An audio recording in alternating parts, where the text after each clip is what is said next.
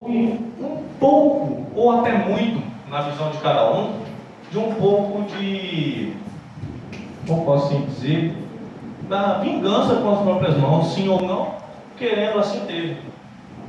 Entendeu? Até onde uma vítima estava sendo assaltada por quem não se sabe, porque apenas só é comprovado que existiu crime se tiver ato julgado. Não tinha nenhum ato julgado em relação a isso. Em relação aos roubos, em relação aos furtos na casa do senhor Rogério. Podemos então assim pensar, o rapaz sofreu 3 furtos em sua residência, pesou no bolso dele, pesou na vida dele. O rapaz não tinha família, não tinha filhos, né? Não tinha esposa, tinha apenas pai e mãe. E dentro disso, notamos que ele foi assaltado 3 vezes. 2, perdão. E quando passava um suposto assaltante, conhecido ali no bairro, referente ao seu vício, que sem tal vício não conseguiria continuar sua vida, não conseguiria ter suas funções do cotidiano, entendeu? Devido a esse vício, ele era conhecido por aquilo, ele não tinha, como as testemunhas falaram, não tinha um emprego fixo, trabalhava ali pela região, fazendo os bicos, sem carteira assinada. No ano de 2007, carteira assinada não era para todos, vocês muito bem sabem disso. A questão vem ao seguinte: temos que entender a raiva, da frustração dele já ter assaltado e do intuito de, quando viu o suposto assaltante nos fundos de sua casa, partiu para a agressão. O único depoimento que existe em relação a este momento da agressão do senhor Rogério é do próprio. O próprio está formando as provas contra si mesmo. Quando eu perguntei ali, na luta corporal, o senhor deu a primeira paulada, como foi? Não lembro. Primeira paulada. Quando eu perguntei a segunda paulada, como foi? Não lembro. E a terceira paulada? Não lembrou também. Eu dei apenas um tapa na mesa. Todos se assustaram. Se eu desse uma paulada nessa mesa, vocês acham que aconteceu alguma coisa a mais? Vocês acham que o rapaz já ia ter caído no chão?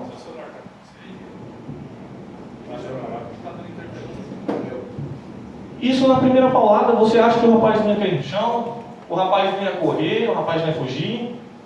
Segunda paulada, não aconteceu nada, ele não viu nada, estava escuro, alegou que estava escuro, realmente estava de noite, não tinha iluminação no bairro. O bairro construiu marcha no ano de 2007, mal tinha asfalto, infraestrutura não tinha.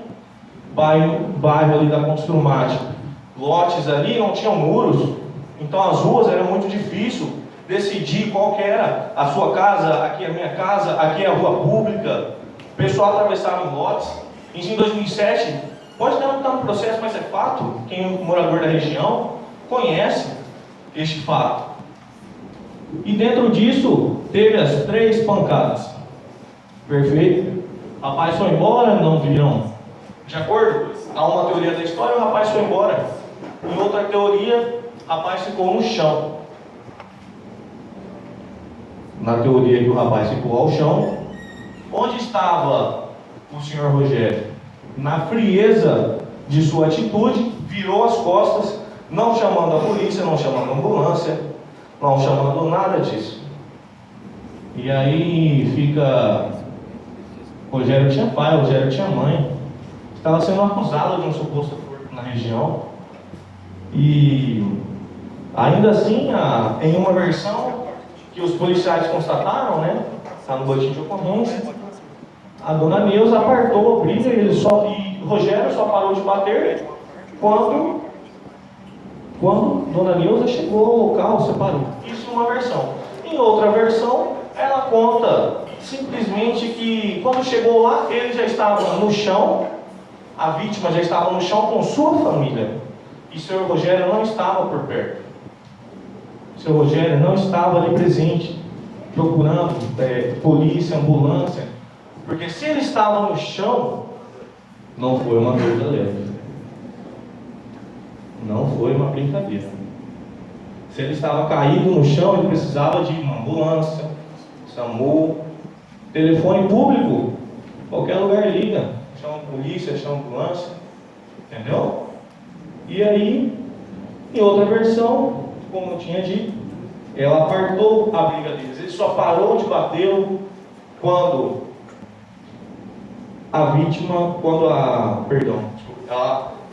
o seu Rogério só parou de bater quando a dona Nilce, de acordo com o boletim de ocorrência, lavrado por 2 policiais concursados por esse estado, chegou no local. Dentro disso, já percebemos que houve sim uma agressão grave, uma agressão forte, agressão até cruel, levada pela ira, um pouco pela raiva, dos seus sentimentos de ter sido assaltado, um pouco também pelos boatos do bairro ali, que a região falava, aquele ali é usador, aquele ele não tem trabalho, mas é viciado, entendeu? Partimos desse pressuposto. Quando chegamos até o laudo pericial, que é o corpo de delito, realizado pelo nosso estado, pelo IML, Politec, que realiza, é o órgão Politec que realiza os laudos. Ele foi morto? Sim. Traumatismo craniano. Antigamente, só abrindo uma brecha que eu vou precisar falar isso. Antigamente, os policiais, quando iam lavrar um laudo de boletim de ocorrência, médicos e toda essa área jurídica, lavrava, foi morto por facada, foi morto a paulada, foi morto a pedrada, foi morto a paulada mais grave. Mas referente a isso foi mudado. No laudo fala instrumento contundente.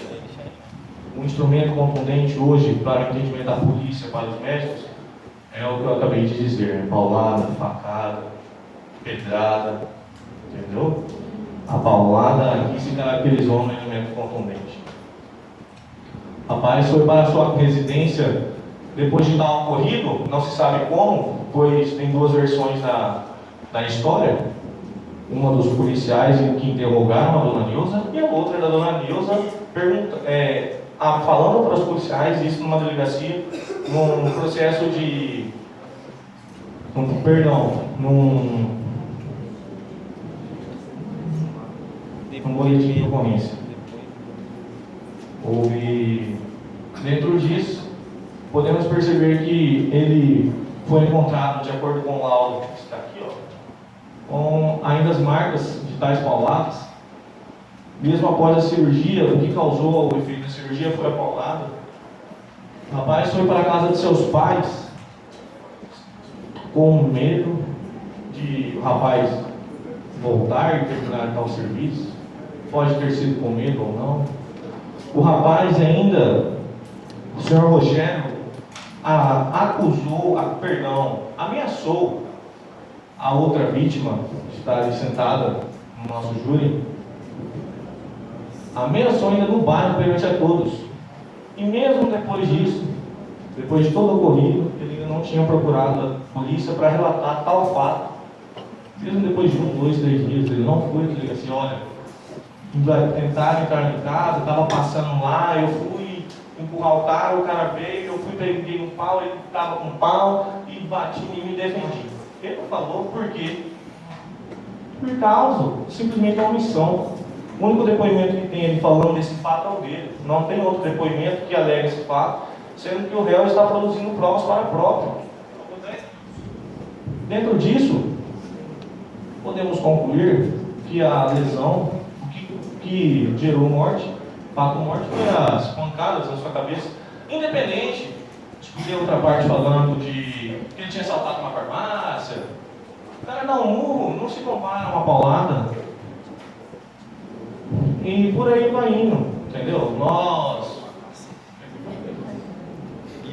partimos desse pressuposto. E por aí vem.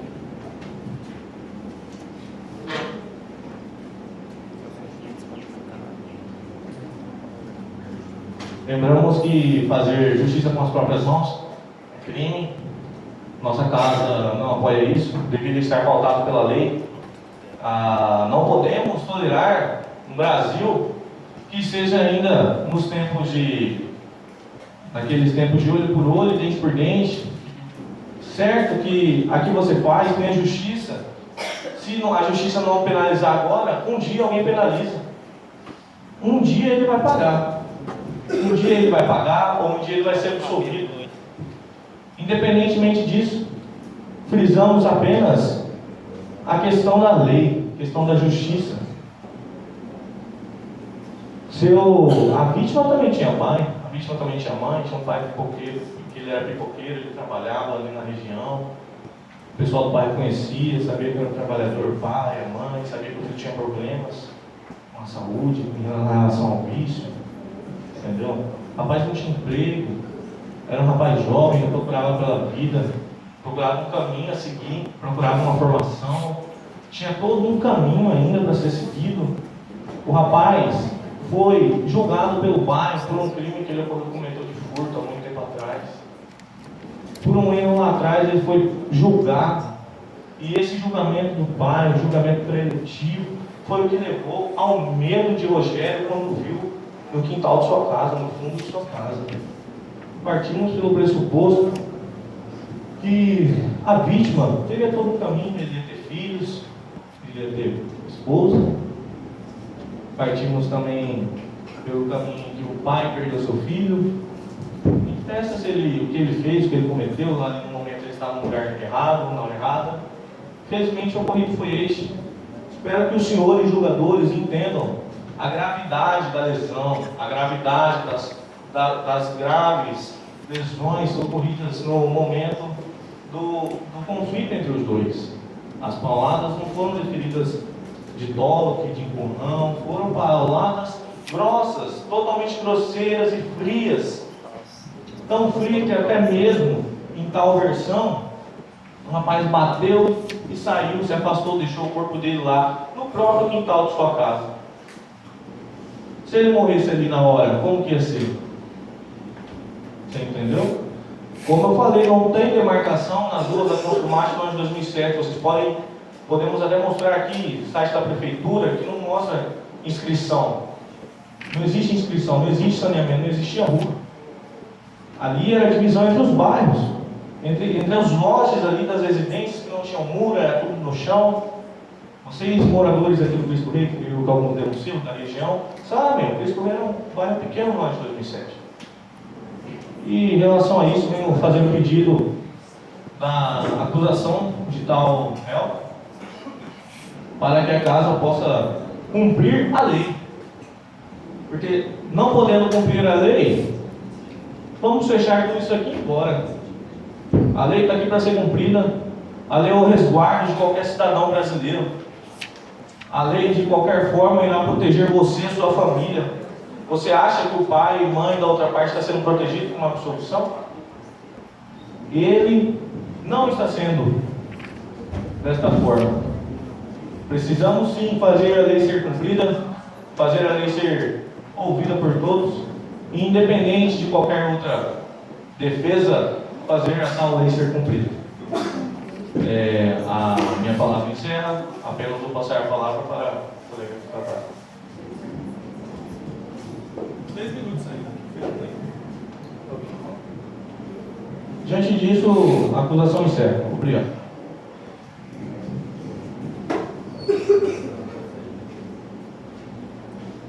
A palavra está com a defesa. 20 minutos.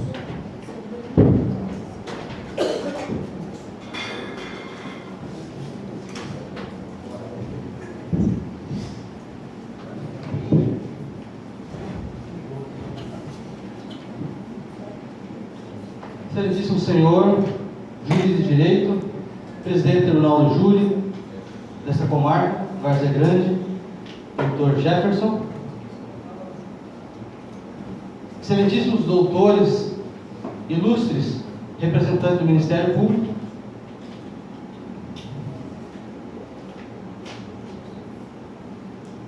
não presente, mas gostaria de agradecer ao doutor Ronaldo pela oportunidade, pela contribuição que ele deu ao nosso trabalho. Gostaríamos também agora, não na questão de juiz, mas enquanto professor, agradecer a oportunidade realizada e ofertada pelo professor Jefferson.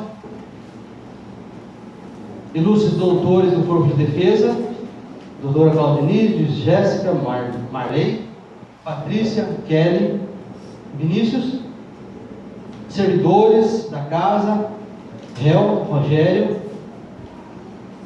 demais familiares, acadêmicos, e de forma especial gostaríamos de dirigir a esse egrégio conselho de sentença, que de forma muito particular abre mão do seu tempo para se dedicar a uma causa que acreditamos ser justa, demonstrando a forma com que a sociedade encararia uma situação dessa, demonstrando sua observação, sua avaliação e seu julgamento. Bom dia, obrigado pelo tempo expendido a essa causa. Excelentíssimos jurados, apenas para encaminhamento da defesa, faremos uma breve apresentação do caso, destacando os pontos principais, passaremos a palavra a alguns membros do Corpo de Defesa, que também fará algumas apresentações, e, na sequência, retornaremos encerrando no tempo previsto.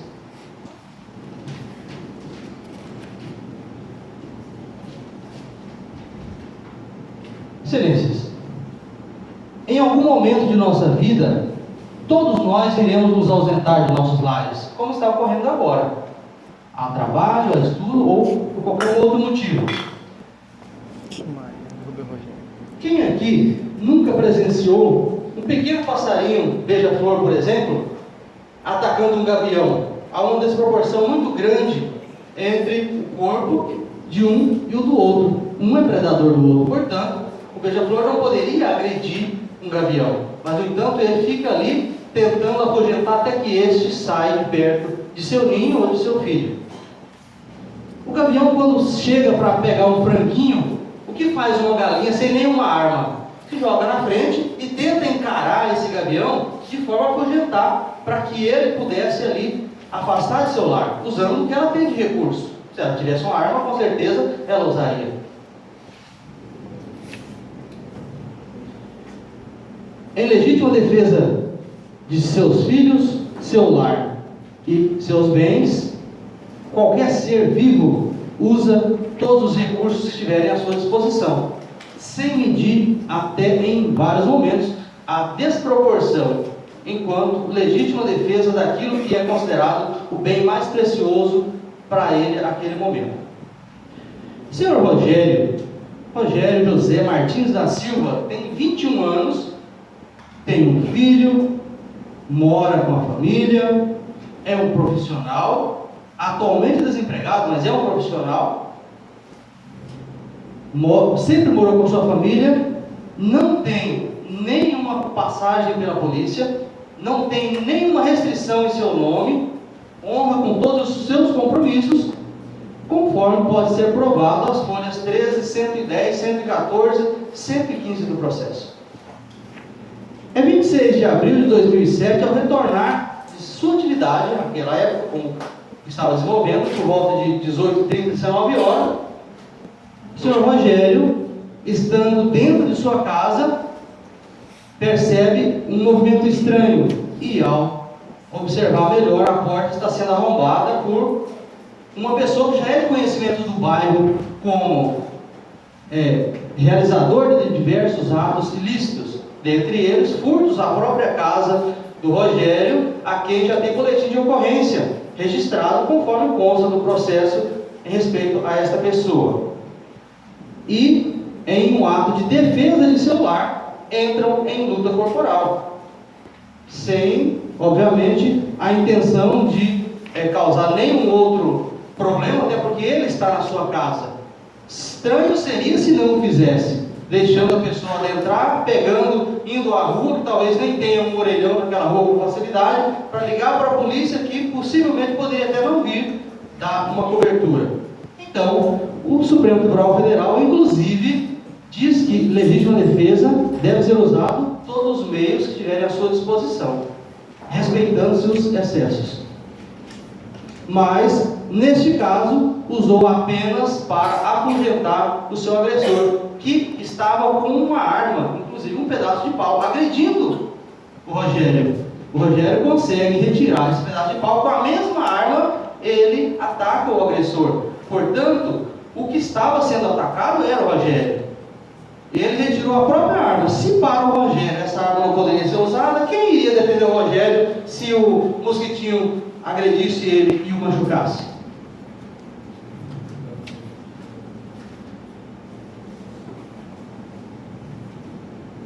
O ilustre representante do Ministério Público, ao receber o inquérito policial, em que pese todas as controvérsias ali expressas, apresenta denúncia, fundamentando-se no Código Penal, no artigo 121, parágrafo 2º, inciso 1º, motivo torto, e 3º, meio cruel. Chamamos agora a doutora Claudenildes, que irá fazer algumas explanações sobre motivo torto.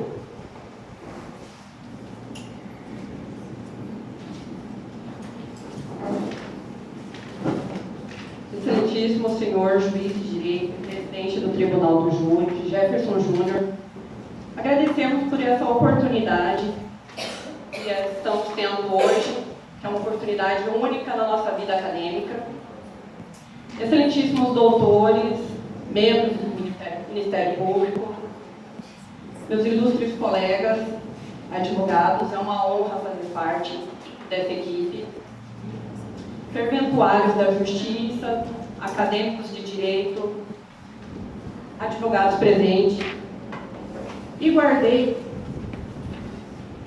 meus cumprimentos finais justamente para os senhores excelentíssimos jurados, que estão hoje aqui carregando um grande fardo, uma grande missão, que é decidir a vida de uma pessoa, decidir a vida de um cidadão. Então, senhores jurados, para isso, eu trouxe aqui, como um presente de Deus, dei em minhas mãos um bilhete que eu li hoje cedo,